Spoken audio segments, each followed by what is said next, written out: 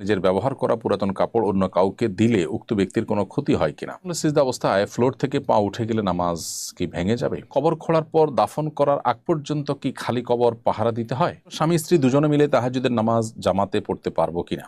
জমজমের পানি হিন্দুদের দেওয়া যাবে কিনা? সাকিব হোসেন আপনি লিখেছেন, অজুর মাঝখানে যদি বায়ু নির্গমন হয় তাহলে কি আবার অজু করতে হবে? উত্তর হলো ভাই সাকিব, যে অজুর মধ্যে যদি বায়ু নির্গমন হয় তাহলে অজু আপনাকে শুরু থেকে করতে হবে। অর্থাৎ মাঝে যে পর্যায়ে আপনি হাত ধুয়েছেন, মুখ ধুয়েছেন, তারপরে অজু ভঙ্গ হয়েছে, এখন আপনি এখান থেকে কন্টিনিউ করলে হবে না, বরং শুরু থেকে আবার অজু করতে হবে। কারণ অজু ভঙ্গের কারণ পাওয়া গেছে মানেই হলো নতুন করে আপনার উপরে অজু আবশ্যক হয়েছে, অতএব শুরু থেকে অজু করতে হবে। এরপরে প্রশ্ন হলো, আমাদের নিকটতম প্রতিবেশীদের মধ্যে একটা হিন্দু পরিবার আছে, ওমরা থেকে আসার পর তারা আমার কাছে জমজমের পানি চায়, জমজমের পানি হিন্দুদের দেওয়া যাবে কিনা? উত্তর হলো, জমজমের পানি হিন্দুদের দেওয়াতে কোনো অসুবিধা নেই, কারণ কোরআন এবং হাদিসের কোথাও এটি শুধু মুসলিমরাই পান করতে পারবে, অমুসলিমকে দেওয়া যাবে না, এমন কোনো কথা বা বিধিনিষেধ আরোপ হয়নি। ফলে কোনো অন্য ধর্মের মানুষ যদি জমজমের পানি চায় তাকে আপনি জমজমের পানি দিতে পারেন, বরং এর মাধ্যমে তাকে দিনের প্রতি আকৃষ্ট করা এবং এই সুযোগে তাকে ইসলামের প্রতি আপনি দাওয়াত দেওয়ার চেষ্টা অব্যাহত রাখবেন। পরে প্রশ্ন হলো, স্বামী স্ত্রী দুজনে মিলে তাহাজ্জুদের নামাজ জামাতে পড়তে পারবো কিনা? আর আমি সূরা কেরাত ভালো পারি না, এক্ষেত্রে বউয়ের ইমামতিতে নামাজ পড়া যাবে কিনা? উত্তর হলো, তাহাজ্জুদের নামাজ বা যে কোনো নফল নামাজ সাধারণত এবং সচরাচর একা একা পড়াই উত্তম, যদিও রমাদান মাসে তারাবি জামাতের সাথে পড়াটাই হলো সুন্নাহ। আর তাহাজ্জুদের নামাজ যদি কখনো জামাত হয়ে যায় তো সেক্ষেত্রে সেটা জায়েজ আছে, তবে রমজান মাসে জামাতের সাথে তারাবি নামাজ আদায় করার পরে নির্দেশনা রয়েছে। এছাড়া সকল নফল নামাজই যার জামাতে করে পড়া ভালো। এরপরও যদি কেউ জামাত করেন, একাধিক ব্যক্তি এক জায়গায় আদায় করছেন সালাত, সেক্ষেত্রে জামাত তারা করছেন, সেটি নাজায়েজ হবে না মৌলিকভাবে।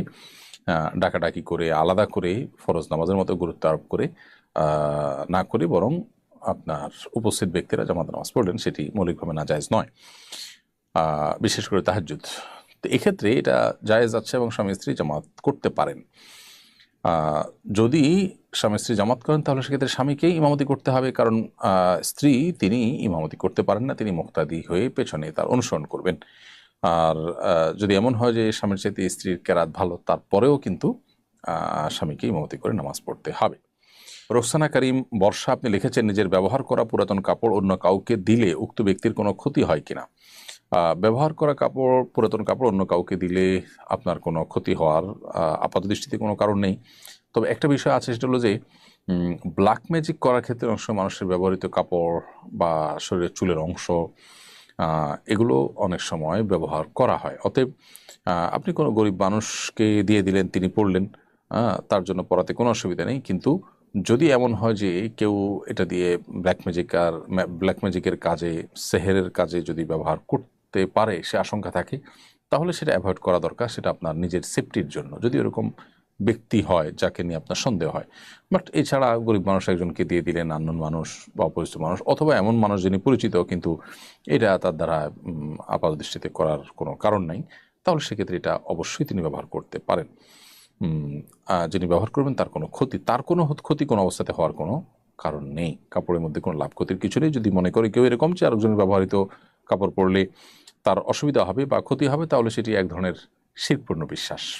এরপরে প্রশ্ন হলো, সিজদা অবস্থায় ফ্লোর থেকে পা উঠে গেলে নামাজ কি ভেঙে যাবে?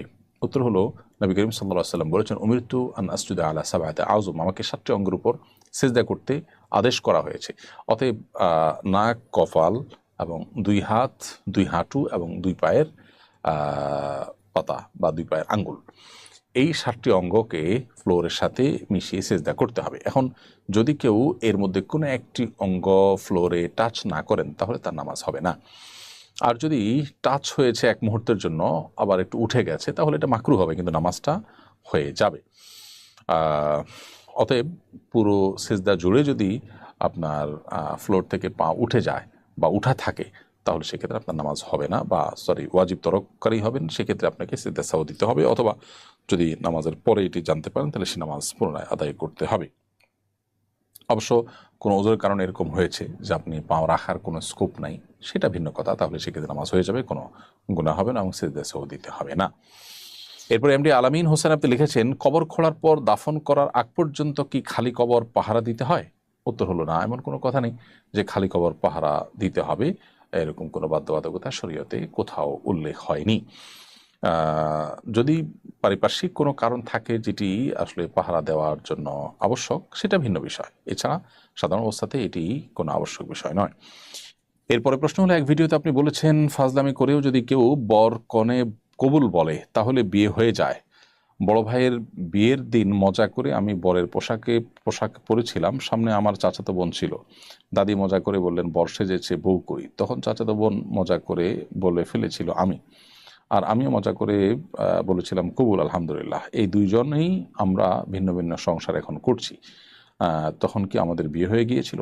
উত্তর হলো যে দুষ্টমি করে বিয়ে করলে বিয়ে হয়ে যায়। নবী সাল্লাল্লাহু আলাইহি ওয়াসাল্লাম বলেছেন সালাসুন জিদ্দুহুন্না জিদ্দুন ওয়া হাজলুহুন্না জিদ্দুন, তিনটি কাজ সিরিয়াসলি করলে যা হবে দুষ্টমি করে করলেও কিন্তু তা হবে। এর মধ্যে থেকে একটা হলো বিবাহ। অতএব তালাকের ক্ষেত্রেও তাই।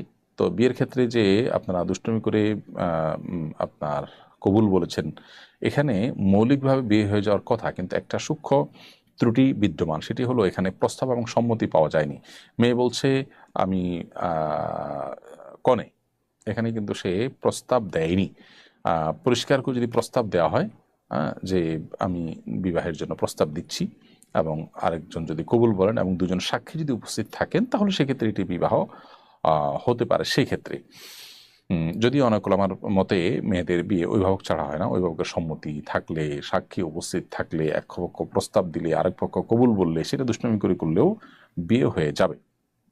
শুধু এক পক্ষ কবুল বলেছে আর অপর পক্ষ থেকে আপনার প্রস্তাব হয়নি, তাহলে সেক্ষেত্রে বিয়ে হবে না। প্রস্তাব আকারে আসতে হবে। প্রস্তাব আকার বলতে অফিসের কোনো প্রস্তাবের কিছু না, বিয়ের প্রস্তাব দিচ্ছি, আমি তোমার সঙ্গে বিয়ে বসছি, বাস এই অফার দেওয়াটাই যথেষ্ট। আর আরেকজন কবুল বলতে হবে দুজন সাক্ষীর সামনে, তাহলে বিয়ে হয়ে যাবে। তো এখানে সেরকমটি ঘটেছে কিনা পরিপূর্ণ ক্লিয়ার না। যেটুকু আপনি বলেছেন তা সেটুকু দ্বারা বোঝা যাচ্ছে যে এরকম কিছু মনে হয় এখানে হয়নি।